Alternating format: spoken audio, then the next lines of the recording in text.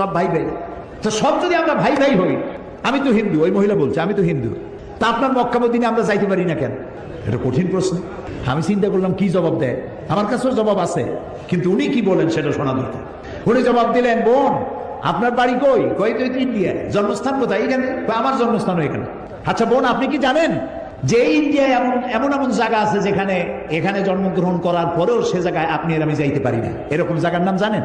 কোন এরকম জায়গা থাকবে কেন? আমি ইন্ডিয়া জন্মগ্রহণ করছি, সব জায়গায় যাইতে পারি। উনি বললেন মোটেই না, এখানে এমন এমন জায়গা আছে যেখানে আপনি আমি প্রবেশ করতে পারবো না, তার নাম ক্যান্টনমেন্ট। ক্যান্টনমেন্টে আপনিও ঢুকতে পারবেন না, আমিও ঢুকতে পারবো না। ক্যান্টনমেন্টে ঢুকবে যারা নিরাপত্তার দায়িত্বে, দেশ রক্ষার দায়িত্বে যারা আছে, যে কোনো মুহূর্তে ডাক দিয়ে পড়ে জান দেওয়ার জন্য, রক্ত দেওয়ার জন্য, জীবন দেওয়ার জন্য ঝাঁপায় পড়বে, সেসব সেনাবাহিনীর জন্যই ক্যান্টনমেন্ট তৈরি করা হয়।